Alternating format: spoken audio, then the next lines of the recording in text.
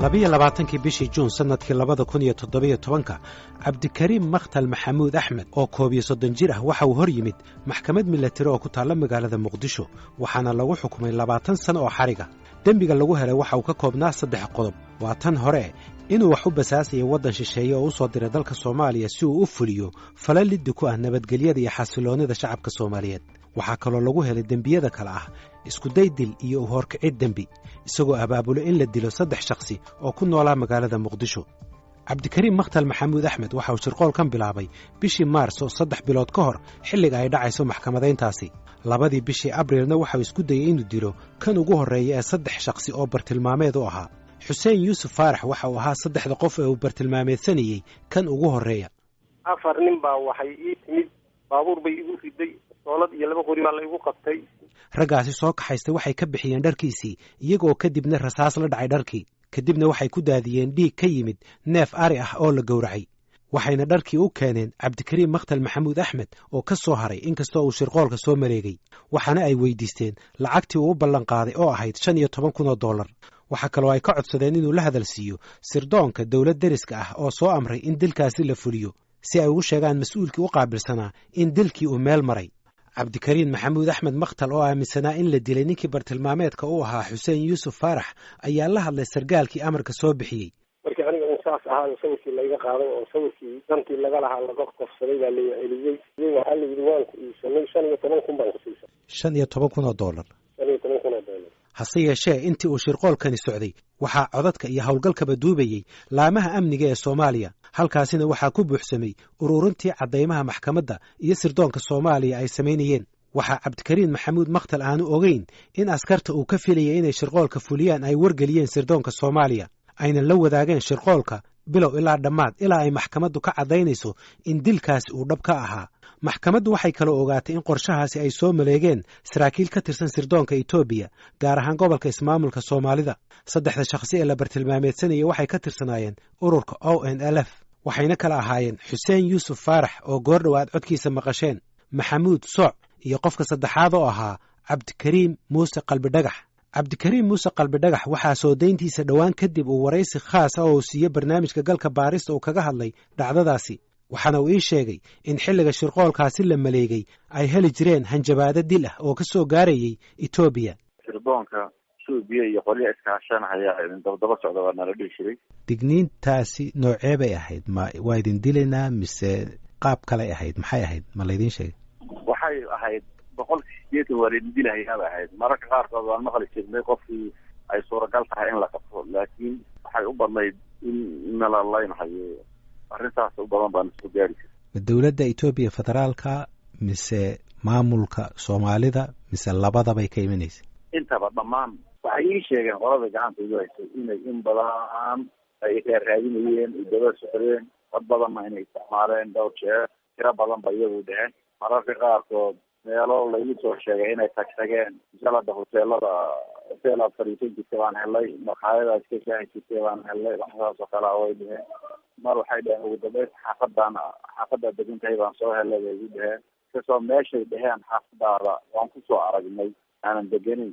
Cabdikariim Muuse Qalbidhagax waxa uu aaminsan yahay in sirdoonka Soomaaliya iyo hanaanka garsoorkuba ay shaqo ammaan leh qabteen si ay kiiskaasi uga salgaaraan. sirdoonku Soomaalida saas way fariishireen khayrlaati marka si ficilkaas geystay watay dhibaatada shirqoolkaas maxkamadda la saaray xukunka ku dhacay inahaas waxay ahayd intii shaqo fiican ay qabteen oo lagu ammaano. kiiskan ayaa barnaamijka galka baarista waxa uu kala xiriiray mas'uuliyiinta ismaamulka Soomaalida Itoobiya. Khadar Cabdi Ismaaciil waa madaxa xarunta dhexe ee xisbiga shacbiga Soomaalida Itoobiya in muddo ahna waxa uu ahaa sargaal sare oo ka tirsan maamulka gobolka. xaqiiqatan xogtaas ma hayo balse haddii ilaahay ilaaho hay'adaha ay khusayso ama goobaha ay khusayso intaan weydiiyo haddii ilaahay ilaaho wixii jawaaba waan ku siin karaa laakiin xogtaas hadda aniga way igu cusub tahay. waaya haddii ay dhab noqoto maxaa talaabood qaadi kartaan? kolleyto xaqiiqatan waxay u baahan tahay horta waxay ka jiray iyo inayna jirin iyo inayna ay jirto in la ogaado. marka hadda kuma degdegi karo oo kuma dhihi karo sababtoo ah maba ogi xogtaas oo ma hayo. tallaabadaasaan yaan ku eegaynaa ama tallaabadaasaan qaadaynaa mid aan ku dhihi karo saacadan hadda ma aha. maxaa haddaba caadiyan waajib ah ee saaran dawlad marka dawlad kale ay isku daydo inay falkaasi ka fuliso waddankeeda? ma jiraan qaynuuno caalami ah oo diblomaasiyadeed oo ka deggan? ma jiraan shuruuc caalami ah iyo kuwo laba geesood ah oo lagu xadgudbay?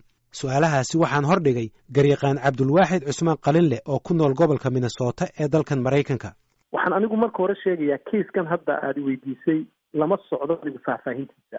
hadalkaygana ma aha hadal si gaara aan kiiskan ugaga hadlayo, laakiin si guud baan uga hadlayaa. markii faldambiyeed noocaas oo kaliya dhaco, laba arrimood baa laga fiiriyaa. faldambiyeedkan qofkan ajanabiga geystay ma qof shaksi ahaan u geystayba oo shaksi ahaan isagu dembigan u galay, mise waxa ka dambeeya dawlad oo xaqiijin karaa inay dawladi ka dambayso. haddii qofku uu shaksi ahaan u galay, inta badan dawladuhu waxay leeyihiin wax loo yaqaan extradition treaties iyobaa jira ama agreements. waxaa jira heshiisyo dhigaya in la isweydaarsado dadka eedeysanayaasha ah ee ay dawladuhu kala qabaan. heshiisyo dawladaha dhexdooda ay saxiixdaan baa jira. marka haddii faldambiyeedku shaksi yahay waa noocaas. haddii la ogaado inay dawladi ka dambeysay oo cadeymaheeda la helo, dawladuhu inta badan waxay xaq yihiin markaa inay dawladda faldambiyeedka laga dhex sameeyey dhexdeeda, sida soomaaliya oo kale masalan arrintan hadda aad sheegayso oo kale, in ay arrintaa ka mudaharaad diblomaasi ah ay samayso oo ay arrintaa dacwad iyo cabasho rasmiya dawladda kale u gudbiso. dawladu markaa waxay sameeyaan ciqaab diblomaasiyadeed oo ay ka mid tahay in danjirayaasha ama ambaasadorada waddankaasi laga eriyo dalka ayaa dhacda. waxaa dhacda sidoo kale in dawladuhu ay isla tagaan maxkamadaha gobolada ka jira regionka Africa oo kale ama United Nationka ama maxkamadaha caalamiga ah, in dawladaha qaarkood ay xayiraad ama ciqaab xagga dhaqaalaha ay soo rogaan. waxaa jira arrimo fara badan oo dawladuhu ay ku kacaan, laakiin waxaa la ogyahay markii arrimaha sirdoonka gaar ahaan la xiriira, dembiyada noocaasi aad bay u adag yihiin in la caddeeyo oo waa arrimo siyaasadaysan weeye. dawladuhuna inta badan waxay ku xaliyaan xaal mastuur, waana arrimo runtii dawladuhu aanay u dulqaadanin in faragelin toosa inta lagu sameeyo dalkooda faldambiyeedyo laga fuliyo ee dhulkooda laga fuliyo. waa arrimo xasaasi ah oo dawladuhu aad iyo aad bay arrimahaas. maxaa haddaba dawladda soomaaliya ay ka qabatay caddaymaha maxkamadda ee ahaa in sirdoonka etoobiya ay isku dayeen inay dilaan xubno ka tirsan ururka ONLF? bil kadib markii uu dhacay xukunka cabdikariim makhtal maxamuud axmed, waxaa dawladda etoobiya ay sii daysay maxaabiist Soomaali ah oo tiradoodu dhan tahay 114. haddaba sii daynta maxaabiistaas xiriir miyay la lahayd xukunka cabdikariim makhtal maxamuud?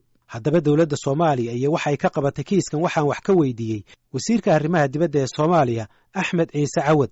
ninka iyo sharcigiisa iyo xiriirkiisa iyo maaragtay hadda maxkamad baa go-aankeeda loo go-aamisay. adiguna waa sheegtay xukunkii inuu dhacay, laakiin waxaan kuu sheegayaa maxaabiista la soo daayey inaysan xiriir la lahayn gorgortan kaleeto toonna. Ethiopia keliya maaha, maxaabiist waxaa laga soo celiyey maxaa la yihahdaa India, waxaa laga soo celiyey Ethiopia saa adiguba sheegtay. waxaa dad Soomaali oo ku dhiban maxaa la yihahdaa laga soo celiyey Libya.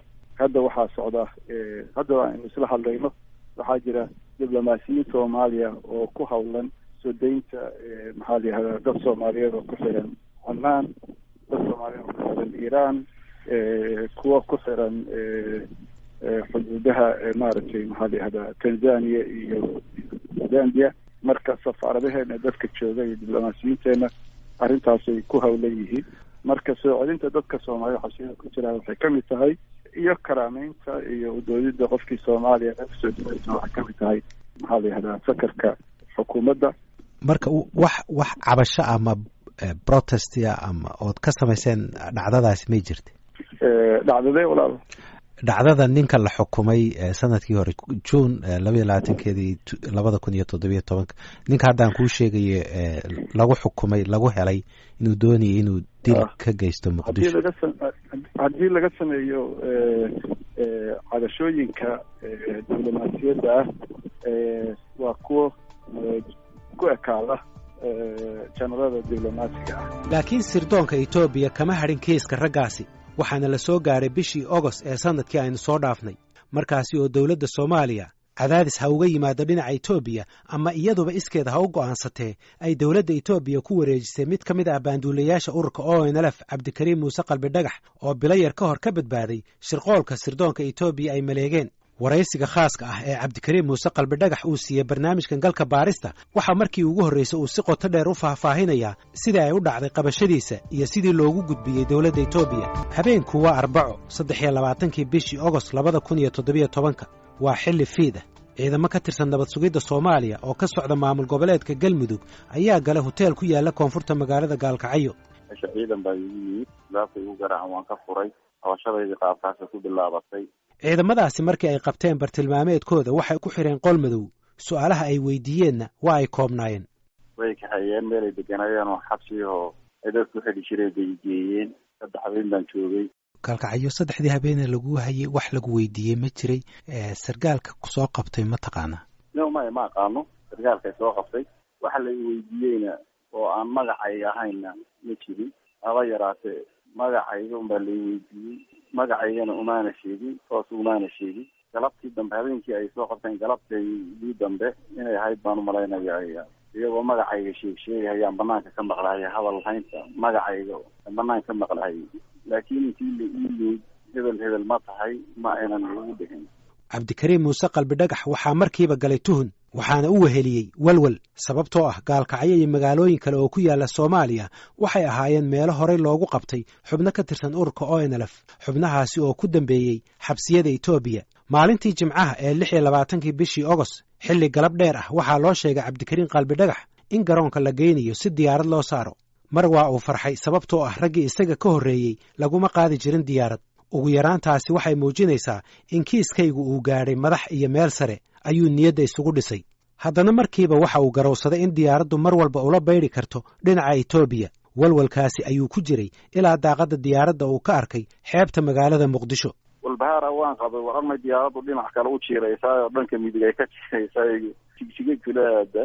laakiin markaan arkay meeshaan ka soo caga dhiganayno badii bidhaanteedii markaan arkay aan gartay inaan ku soo dhawaanay xamar waan farxay aad baan u farxay.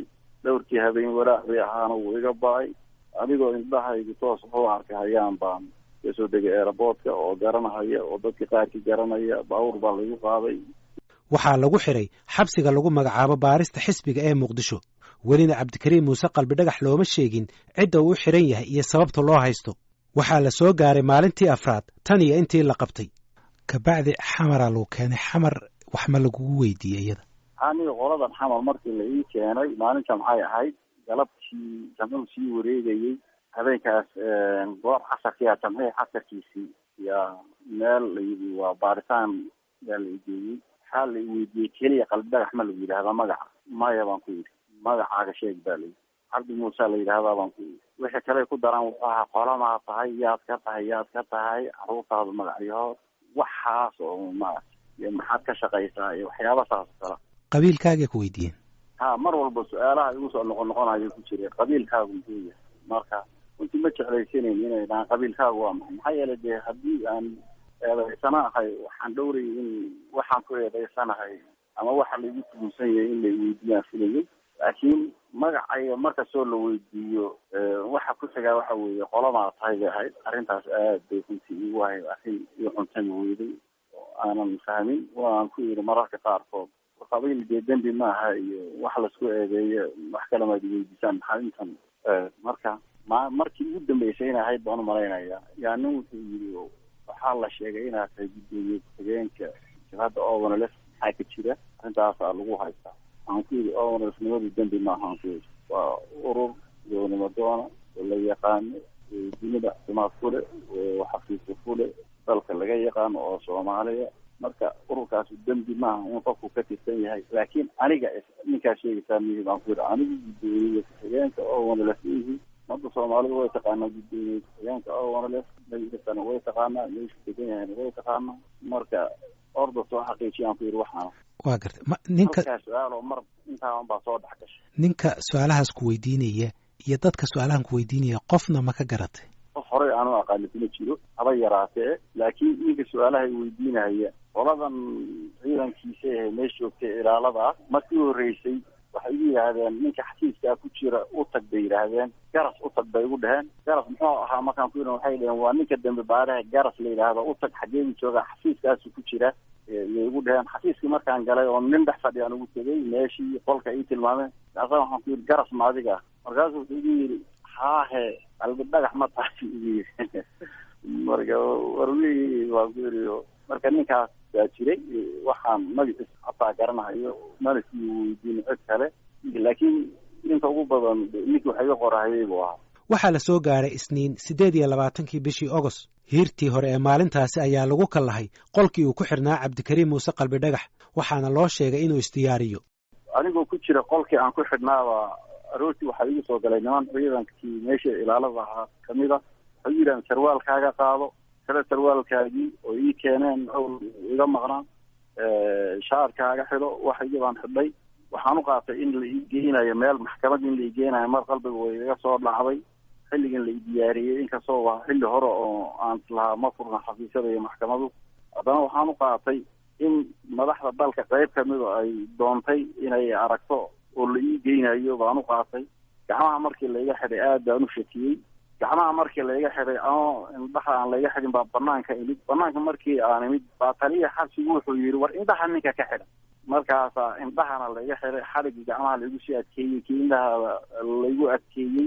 laakiin haddana waxaa isyeelan waayey waxa uu ismoodsiiyey iyo hadallada ay dhegihiisu maqlayeen. kadibna waxaa loo qaaday garoonka Muqdisho. baabuurka lagu qaaday, baabuurkaa lagaga wareejiyey. kontarollo way jireen aan sii dhaafnay, kuway ahayn ma garan karo. sidaasaa waxaa laigu wareejiyey. baabuurkii dambe laigu wareejiyey baan waxaan maqlay dad ka hadlahayo oo ku hadlayo luuqadda amxaariga. baabuurkaas wax ka yar 100 mitir buu waday. ciidan baa iga dejiyey. diyaaradda halkaasna laiga saaray. sidaasay horta xaaladeeda xamar aan kaga baxay ay ahayd. Cabdikariim Muuse Qalbi Dhagax waxaa diyaaradda sida ay ku hakatay magaalada Baydhabo. waa sida isaga la ahayde. marka waa laiga soo dejiyey. diyaaradaasaa laila soo wareejiyey. si wareegaha saas oo kale yaa laila soo wareejiyey. meel aan malayn madaxa diyaaradaasaa laila soo wareejiyey. meel baa la istaajiyey. meeshaa la istaajiyey gacmaha ciidan baa gacmaha hayay. ma arkaynin dadka kale sii taagan, laakiin shinqar baan dareemayey. dad meesha taagnaa iyo intii yaraydeen taagnaa kuwo kusoo socday iyo jaanqaadkooda un baan maqlayay runsiga. marka ma caddayn karo, laakiin meeshaasu meeshay ahayd. si yar markaan taagnaana diyaaradii baa laigu celiyey. inay iyadii ahayd iyo inay nooceedii ahayd ma garanayo, laakiin diyaaradii baa laigu celiyey. muddo gaaban kadibna waxa uu gudagalay duulimaadkii ka tallaabinaya xuduudda Soomaaliya. goday markay ka tegtay aniga oo weli diyaaradda saaran yaa waxaa laiga furay indhaha. markaasuu ninkii indhaha iga furay wuxuu yidhi meeshani waa goday buu igu yidhi. nin ciidanka Etoobiyaanka ka tirsan buu ahaa. afkooda igula hadlay oo igu yidhi meeshani waa goday. luqadooda aada umaana fahmaynin, dhaga badanna umaba lahayn oo dee hadda hadal kastoo ay dhahaan maanan sii raacaynin. laakiin magacii baan qabsaday. meeshani waa goday buu yidhi. anoo diyaaradda saaran baan marka fiiriyey dhankay magaalada iga tahay meesha aan taagnahay. markaasaan arkay ciiddii inay ciiddii goday u eg tahay. magaalada dhaanteeda meel ka arkay. diyaaradii baa laiga soo dejiyey. anoo markaan indhaha ka xidhnay, laakiin gacmaha sidii uga xilan baa laisoo dhexmariyey airboortka. aan ku dhex lugeynay. meel baan waxaan ugu nimid kuwa qolyahan dabaqoodhiga iyo waxyaaba meelaha tuulan baan ugu nimid, iyo qolyahan kale ciidamadii bay meesha joogay Etoobiyaanka ahaa. dad un dhammaantii un qolyahaas un ka wada tirsanaa yaan meesha ugu nimid. meel bay ay deganayeen bay igeeyeen. sawirray damcaynan iga qaadqaadaan oo dhinac baan uga jeedsada. waan diidanay inay sawir iga qaadaan. wejigayaan u diidanaayo. marba dhan bay igala wareegahayeen oo iskaga kay boodhaadhiyeen, iska aflagaadinahayeen. laakiin waxaas oo dhan ma wax hadda macna weyn way samaynahayeen maahayn. wejigayga un baan diidanaa inay soo hor istaagaan. isagoo toosa inay sawir iga qaataan baan diidanaa. inahaas kadib haddana waa la xaraabiyey. xilli aanu malahayn 5 galabnimo haddana Dirdhaba laga dejiyey. meel xuno xabsiga yaa habeenkii maqribkii markay ahayd yaa lagu kaxeeyey. meel aada runtii u foolxuno aada u dhib badan oo aan qofna ku jiri karin. saaxado badan bay ahayd, laakiin qofkii sideedoo kale danta ku qasataa uu iskaga jirahayey, kama bixi karin. halkaasay maalintii dambena yaan igu hayeen. waa laiga qaaday. galabtii dambe xilli aanu malaynahay inay 5:15 galabnimo ay qiyaasta tahay yaa taaba meel u dhowoon safrada la yidhaahdo airboort ciidamadu ay leeyihiin yaan ka degay. iga dejiyeen qola halkaa lagu sugaysa aan u tagnay oo sirdoonka dalka ah. baabuurkii ay wateen baa laigu wareejiyey. katiinadii hore iga xanayd intii laiga furay baa yaa nimankii waday la noqdeen toodii su kale qoladuna hayseen baa laygu bedelay sidaasaa waxaa lagu geeyey meel yar oo xafiya. fursaddii ugu horraysay ee dawladdu ay heshay inay arrintan kaga hadasho waxay ahayd 30kii bishii August markaasi oo ra'iisul wasaare xasan cali khayre uu qabtay shir jiraa'id isagoo ay garab fadhiyeen xubno ka tirsan dawladda oo ku jiro taliyaha hay'adda nabad sugidda oo hay'adiisa loo haystay inay fulisay qabashada iyo dhiibista Cabdikariin Qalbi Dhagax. markii mid ka mid ah saxafiyiinta uu su'aashaasi si toos ah u weydiiyey ra'iisul wasaaraha waxaa makarafoonka qaatay taliyihii nabad sugidda Cabdullaahi Maxamed Cali Sambaloolshe waxaana uu sheegay in kiiska sargaalka ONLF oo xasaasi ah aysan xilligaasi ka hadlayn dawladda Soomaaliya. hadalkaasise waxa uu dhinaca kala xaqiijiyey dhiibista Cabdikariin Qalbi Dhagax. intaasi kadib waxaa tallaabadaasi ka dacwooday xildhibaano ururo bulsho iyo dadweyne caadi ah oo meelo kala duwan ka bannaan baxay. waxaa dhiibistaasi ay ku soo beegantay iyadoo mar walba dadka Soomaalida ah ay xasaasiyad badan ka qabeen faragelinta shisheeye. culayska ka soo fuulay dawladda dhinaca dadweynaha iyo xildhibaanada baarlamaanka oo jawaabo dalbanayay waxay ku qasbeen in 6dii bishii Sebteembar golaha wasiirada Soomaaliya ay markii ugu horreysay si rasmi ah ugaga hadlaan arrinta abuurtay dabaysha siyaasadeed. waxayna dawladdu difaacday tallaabada ay qaaday iyadoo u cuskatay is-afgarasho hore u dhexmartay mas'uuliyiin ka tirsan dawladdii hore iyo Itoobiya. intaasi waxaa dheeraa in dawladdu ay Cabdikariin Muuse Qalbi Dhagax iyo ururka ONLF la xiriirisay urur argagixiso ah gaar ahaan Al-Shabaab. afhayeenkii dawladda ee xilligaasi ahaana wasiirka warfaafinta Cabdiraxmaan Cumar Cusmaan ayaa warbaahinta uga warramay mowqifkii dawladda. golaha ayaa ugu horreyn warbixin ka dhageystay hay'adaha amniga ee la xiriira xaaladda amni ee dalka guud ahaan gaar ahaan dhacdadii sarkaalka jabhadda hubaysan ee ONLF waxayna sheegeen inuu abaabulayay falalid ku ah amniga dalka oo in muddo ah ka dhex waday dalka gudihiisa xiriirna ula lahaa kooxaha argixisada ee Al-Shabaab. eedaha dawladda iyo la xiriirinta Al-Shabaab waxaa si xoogan u beenisay jabhadda ONLF. hadalka dawladdu ma dejin xiisaddii taagnayd. Cabdikariin Muuse Qalbi Dhagax waxa uu xilligaasi ku jiray xabsi ay leeyihiin sirdoonka Itoobiya. saraakiisha Itoobiya ee sirdoonka ayaa u soo jeediyey arrin uu arkay qayb ahaan in la doonayo in lagu dejiyo xiisaddii ka taagnayd magaalada Muqdisho. dhinac kalena uu arkay in lagu waxyeeleynayay mabda'iisa.